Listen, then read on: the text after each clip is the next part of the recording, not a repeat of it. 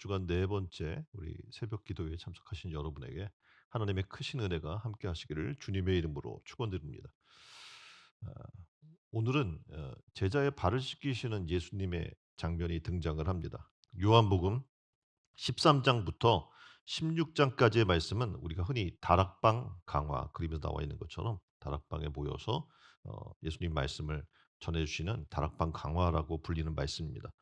이 말씀은 예수님께서 십자가에 달리기 바로 직전에 우리가 최후의 만찬으로 잘 알고 있는 바로 그 밤에 제자들에게만 해 주신 어떻게 보면 하나님의 놀라운 어 비밀을 밝혀 주시는 그런 말씀입니다. 이 밤에 예수님은 우리가 이해할 수 없는 또 말씀을 하시죠. 뭐냐면 "나를 먹고 나를 마시라."라고 가르쳐 주십니다. 흔히 우리가 예수님을 믿는다고 이야기를 하고 있습니다. 그런데 그 믿는 믿음이 무엇일까? 성경은 여러 가지로 얘기하죠. 예수 그리스도를 영접하는 것, 곧 그가 하나님의 아들됨을 또 그가 하나님 되심을 믿는 것을 얘기하는 거예요. 그래서 예수님의 에, 하나님의 예수님을 이 땅에 보내주셨는데 그 예수님의 몸이 나를 위해 찢기셨고 그 피가 내 죄를 대속한다는 사실을 우리는 믿는 겁니다. 받아들이는 거죠. 그래서 예수님은 이제 예수님의 그 살과 피를 먹는 사람, 다시 말해서 그것을 믿고 받아들이는 사람은 어떻게 살아야 하는지 그걸 구체적으로 오늘 말씀해 주십니다. 그러면서 예수님이 지금 제자들의 발을 씻겨 주시고 계셔요. 이 제자들의 발을 씻겨 주시는 이 사건은 과연 오늘 우리에게 무엇을 명령하고 있는지 오늘 몇 가지로 우리가 좀 살펴보려고 합니다. 첫 번째, 제자의 발을 씻김을 통해서 우리에게 교훈해 주시고자 하는 내용이 있는데 첫 번째는 성김의 본입니다. 우리가 흔히 에, 세상의 교육이라는 것은 "섬겨라."라고 하지 않습니다. 세상의 교육은 어때요? 어떤가요? "섬김을 받는 자가 되라."라고 가리키는 게 일반적이에요. 만일 여러분의 입장에서 여러분의 자녀가 어떤 사람이 됐으면 좋겠습니까? 섬김 받는 사람이 됐으면 좋겠어요? 아니면 섬기는 자가 되기를 원하십니까? 둘 다요? 대답을 안 하시 둘 다. 근데 흔히 자녀들이 열심히 학교도 보내고 공부도 시키고 여러 가지 교육을 하는 가장 큰 이유 중에 하나가 세상에서 섬김 받는 사람이 되라는 거예요. "너는 좀 그렇게 잘 돼서 많은 사람이 너를 섬기고 대우받는 삶을 살아." 그렇게 얘기하는 거죠. 근데 오늘 성경은 전혀 다른 교육을 해 주고 있는 거예요, 예수님께서. "너희는 섬기는 자가 돼야 한다." 예수님이 이 땅에 오신 목적도 이렇게 얘기하잖아요. 찬양에서도 얘기한 것처럼. 나는 이 땅에 온 것이 섬김을 받으려 함이 아니요 섬기는 자가 되기 위해서 나의 몸을 모든 이들의 대속물로 내어 주기 위해서 이 땅에 왔다라고 말씀하시는 겁니다. 예수님이 지금 어떻게 보면 이 땅에 오신 그 모습을 보면 우리가 알 수 있어요. 그분은 하나님이란 말입니다. 그러면 자신이 하나님이시란 걸 안다면 예수님도 어떻게 해요? 다른 사람들이 섬겨야 될 거 아니에요. 섬기고 경배를 요구할 수 있습니다. 마땅히 그렇게 하셔야 됐을 거예요. 그런데 예수님은 4 절에 보니까 전혀 다른 행동을 취하고 있는 거예요. 저녁 잡수시던 자리에 일어나 겉옷을 벗고 수건을 가져다가 허리에 두르시고 5 절에 보면 이에 대하여 물을 담아 제자들의 발을 씻기시고 그 두르신 수건으로 씻기기를 시작하여라고 지금 말씀하고 있잖아요. 원래 중동 지방의 풍속을 보면 종이나 아니면 어린 사람이 보통은 상전이나 연장자의 발을 씻어 주는 게 관례입니다. 근데 예수님 마치 종처럼 물을 떠다가 제자들의 발을 씻기고 닦아 주신 겁니다. 그리고 지금 보면 그림에서처럼 허리에 수건을 동이고 노예가 섬기기 위해 준비한 태도로 그렇게 섬기고 있는 예수님을 만나게 됩니다. 창조주 하나님께서 이 땅에 오셔서 제자들의 발을 씻겨 주시는 모습. 온 세상의 주인이신 예수님께서 제자의 발밑까지 내려가셔서 낮아진 종의 모습을 우리에게 친히 모델로 보여주고 있는 겁니다. 예수님께서 제자의 발을 씻겨 주고 계시는데 근데 원래 관습에 의하면 누가 제자가 스승을 그리고 어 연소한 사람이 연장자를 발을 씻겨 주는 게 마땅한 바라고 얘기를 했어요. 근데 지금 예수님이 친히 물을 떠오고 허리에 수건을 동이고 닦아 죽을 때까지 아무도 예수님의 발을 씻기려고 시도도 하지 않았고 또 연장자들도 있었을 거 아닙니까? 근데 연장자들의 발도 씻겨 주지 않았고 심지어는 자기 발도 씻지 않는 그런 모습을 보였다는 겁니다. 그럼 왜 제자들은 이렇게 발을 서로 씻겨 주지 않았을까요? 그리고 하다못해 스승인데 예수님의 발조차도 왜 씻겨 주려고 시도하지 않았을까요? 그것은 이들 가운데 낮아지고자 하는 마음이 전혀 없었다는 겁니다. 사도들 중에서 이 일이 있기 전에 어떤 일들이 있었냐면 "야 누가 가장 큰 자냐 우리 중에서?"라고 하는 열띤 또 논쟁이 벌려졌습니다. 그래서 섬김받고 싶고 내가 높다는 것이 드러나고 싶은 굉장히 알량한 자존심 때문에 그들은 서로의 발을 씻겨 줄 수가 없었습니다. 상대방의 발을 씻겨주면 내가 그 사람보다 못한 사람이 될 거라고 생각했던 거죠. 그리고 낮은 사람이 된다고 생각했기 때문에 서로의 발을 씻겨주지 않고 굉장히 팽팽한 긴장감 가운데 서로에 대해서 지금 주시하고 있었던 겁니다. 허리를 내가 굽히면 저 사람보다 내가 낮아지는 거야. 차라리 내가 그렇게 낮아지는 거라면 '발냄새 맡고 말지. 내가 낮아지지 않겠어.'라는 세상의 가치관에 뿌리 깊게 박혀 있었던 그들의 모습입니다. 누가 더 큰 사람입니까? 서로 우기면서 어 "야 내가 더 큰 사람이야. 그리고 발을 찢겨야지 네가 낮으니까."라고 이야기를 하고 있는데 그게 앉아서 발도 안 씻고 식사하고 있는 그 사람이 높은 사람입니까? 아니면 시중을 드는 사람이 높은 사람입니까? 우리가 인간적으로 생각하면 당연히 시중 드는 사람이 낮은 사람이라고 생각할 수 있는 겁니다. 그런데 놀랍게도 예수님께서 직접 물을 떠와서 제자들의 발을 씻기시면서 이렇게 이야기하는 거예요. "나는 시중 드는 사람으로 너희 가운데 있다." 우리에게는 지금 어떤 모습이 있습니까? 낮아지기 싫어하고 자존심 앞세우고 체면을 앞세우고 어떻게 보면 하나님의 섬김의 본을 보여주셨지만 섬기려 하지 않고 섬김 받으려고 하는 우리 모습 속에서 성경은 우리에게 얘기해 주는 거예요. 그게 다 교만이다. 그리고 이 교만이 우리 인간의 갈등의 대부분의 원인이 된다라고 얘기를 해 주고 있는 겁니다. 그래서 예수님은 세상을 떠나기 전에 지금 제자들에게 이런 잘못된 가치관을 바꾸어 주셔서 진정한 높은 자가 누구인가? 바로 섬기는 자가 그런 자다라는 것을 가르쳐 주시고자 했던 겁니다. 그래서 이 가르침을 할 때 좀 너희가 어떻게 그럴 수가 있어? 스승인 내가 왔는데 발도 안 씻기고 말이야."라고 책망하거나 혼내거나 어떤 훈련을 하거나 그런 방식을 쓰지 않았다는 거예요 예수님은. 뭐 어떻게 했나? 친히 낮아지셔서 먼저 제자의 발을 씻기는 본을 보여주심으로 그 일을 행한 겁니다. 다시 말해서 겸손의 본을 보여주시기 위해 제자의 발을 씻기신 겁니다. 어떤 사람을 보면서 감동받는 것은 이런 겁니다. 저분이 지금 나이가 많아요.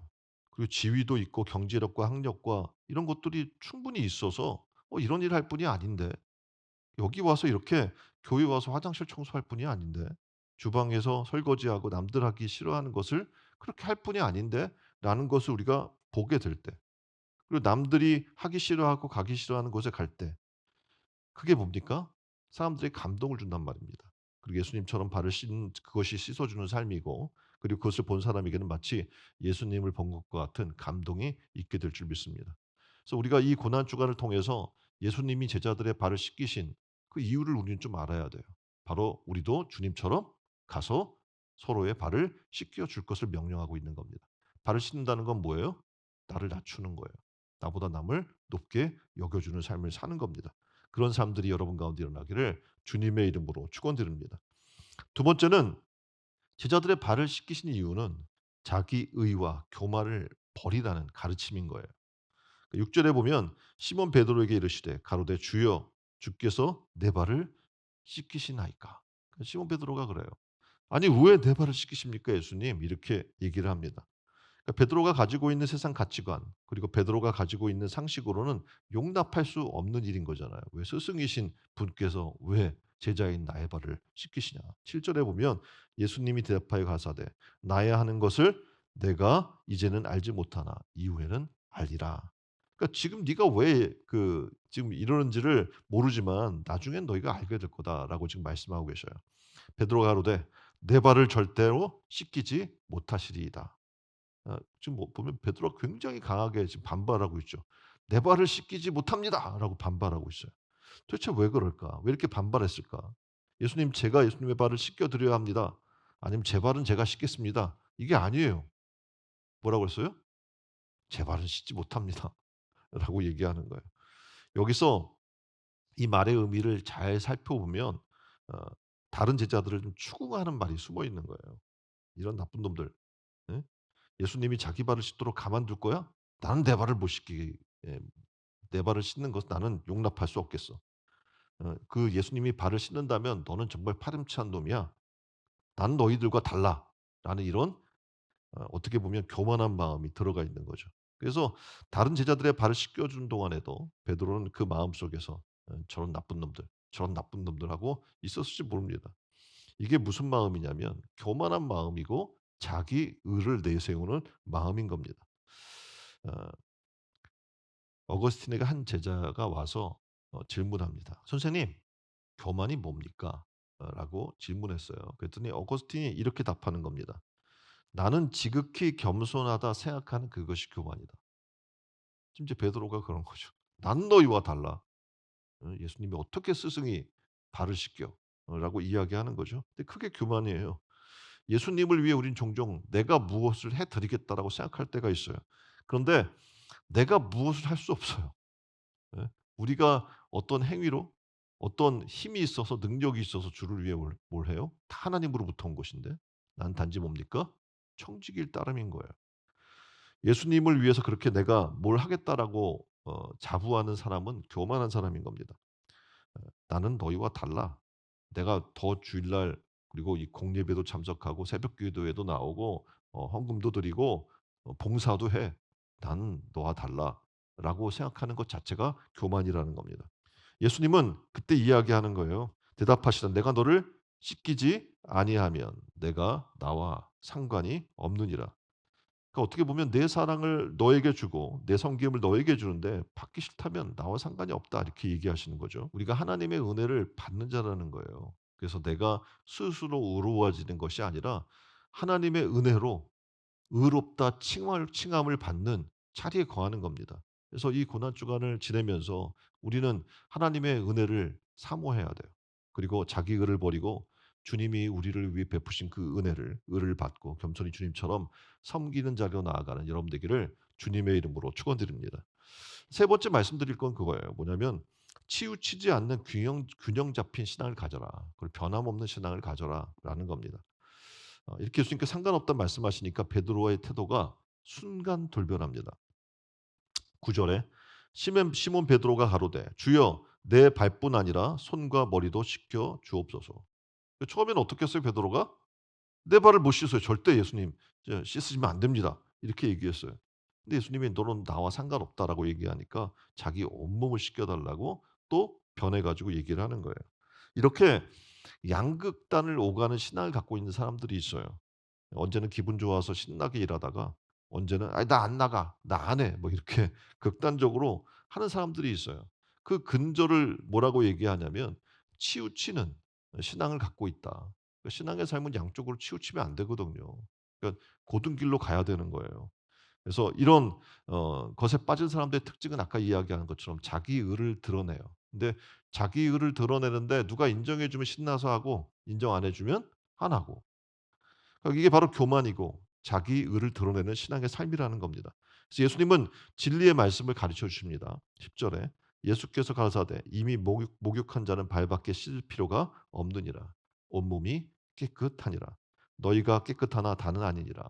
11 절에 이는 자기를 팔 자가 누구인지 아심이라라고 그래서 다는 깨끗지 아니하다 하시니라라고 이야기를 하고 있어요. 어떻게 보면 지금 두 가지로 얘기를 해요. 하나는 뭐냐면 목욕한 사람과 같다. 하나는 발을 씻는 것을 얘기를 해 주고 있어요. 그래서 제자들은 이미 "목욕했다."라고 지금 결과론적으로 지금 얘기를 해 주고 있어요. 그 목욕은 구원을 얘기해요. 그러니까 이미 너는 어떻게 해요? 나를 "너희는 나를 누구라 하느냐? 하나님의 주는 그리스도시요 살아계신 하나님의 아들입니다."라는 고백이 있었잖아요. 그래서 그들은 구원을 이미 받았고 이제 발을 씻는 것은 어떻게 보면 그럼에도 불구하고 우리는 계속 세상의 삶을 살면서 더러워져요. 그래서 우리는 어떻게 해야 됩니까? 예수의 이름으로 계속해서 죄를 씻는 삶을 살아야 할 것을 얘기해 주는 겁니다. 그래서 우리는 이제 구원받는 자라면 우리도 가서 내 발을 씻을 뿐만 아니라 다른 이들의 발을 씻는 그런 행위가 따라와야 될 줄 믿습니다. 그래서 오늘 성경은 이야기해요. 예수님은 "너희는 다 이미 목욕했다." 다시 말해서 그들의 믿음의 고백을 받아들이고 그리고 그들에게 구원의 은혜를 베풀어 주셨던 것을 봅니다. 근데 한 사람은 안 했어요. 누구냐면 가룟 유다입니다. 교회 나오지만 가룟 유다 같은 사람이 있어요. 열심히 뭐 회개도 맡고 뭐 신앙의 삶에 어떤 지금 가룟 유다가 회개의 담당자잖아요. 그러니까 뭐 어떻게 보면 인정받는 그런 일들을 해 나갈 수 있어요. 그런데 가룟 유다는 성경에 보니까 예수 그리스도를 주여 이렇게 고백하지를 않아요, 그 사람은. 그러니까 주님 뭡니까? 나의 삶의 주인, 통치자라는 거거든요. 근데 부르지 않아요. 그리고 베드로가 "주는 그리스도시요 살아계신 하나님의 아들입니다." 이렇게 고백했던 것처럼 그 주를 그리스도로 살아계신 하나님의 아들로 고백도 하지 않습니다. 오늘 우리의 신앙이 어떻습니까? 교회는 나오지만 진정한 예수 그리스도를 나의 삶의 주인으로 영접하는 삶을 살고 있습니까? 여러분의 삶 속에 생활 속에 그분이 진정한 삶의 통치자로 여러분의 삶을 다스리고 계십니까? 그 삶이 아니라면 우리는 똑같이 12 제자가 있는데 그중에 하나 가룟 유다와 같이 어떻게 해요? 주를 주로 인정하지 않는 그런 삶을 살 수가 있는 겁니다. 이제 우리는 변화됐으면 좋겠어요. 그래서 예수를 나의 참 구주로 영접하고 정말 이 고난 주간에 예수 그리스도가 내 삶의 통치자가 되고 나의 왕이 되셔서 여러분의 삶을 다스리고 통치하게 만드는 여러분 되기를 주님의 이름으로 축원드립니다. 뿐만 아니라 이제 어떻게 해야 돼요? 여러분도 동일하게 예수님이 하신 그 행위를 하셔야 돼요. 가서 발을 씻기고 예수 그리스도의 구원을 받아들이게 하는 그 일에 힘쓰는 여러분 되기를 주님의 이름으로 축원드립니다. 사람은요. 내가 어떤 일을 하면 생생내기를 원합니다.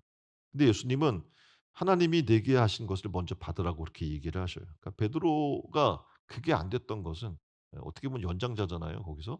그리고 베드로가 어떻게 보면 거기서 수제자라고 하는 이름을 갖고 있단 말입니다. 그 위치에 걸맞는 대우를 받고 싶어 한단 말이에요. 그런데 뭔가를 하면 생생내고 남과 나는 다르다라고 다 부인할지언정 "나는 주를 따르겠습니다."라고 했지만 스스로의 힘으로 할 수 있었어요, 없었어요?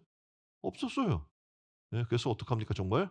사람들 앞에서 예수를 모른다고 부인하는 그런 삶을 살았던 모습을 보게 됩니다. 오늘 우리는 우리의 힘으로 할 수 없습니다. 오늘도 우리가 의지할 것은 어떻게 보면 주님밖에 없어요. 그 주님의 은혜밖에 없고 오늘도 그 은혜가 없이는 하루도 우리는 존재할 힘과 능력이 없습니다. 그래서 이젠 교만과 자기의의 생활을 버리고 오직 주님의 은혜를 붙드는 하루가 되시길 바랍니다. 또한 베드로와 같이 극단적인 신앙이면 안 돼요. 좋을 땐 하고 뭐 싫을 땐 말고 기분에 따라서 그렇게 왔다 갔다 하는 그런 신앙의 삶이 아니라 균형 잡힌 그리고 예수 그리스도로 말미암아 변함없는 신앙의 삶을 살아가시기를 주님의 이름으로 축원드립니다. 다 같이 한 목소리로 기도할 텐데 말씀 가지고 좀 기도했으면 좋겠어요. 주님처럼 섬기는 삶을 살게 해 주십시오. 자기 의와 교만을 버리고 오직 하나님의 은혜를 붙들게 하여 주옵소서. 극단의 신앙으로 빠지는 그런 신앙이 아니라 하나님 균형 있는 변함없는 신앙을 우리가 가져서 그 신앙을 가지고 정말 우리가 제대로 섬기고 하나님 나라 확장을 위해 쓰임 받는 그런 일꾼 되게 해 달라고 다 같이 우리 한 목소리로 기도하겠습니다.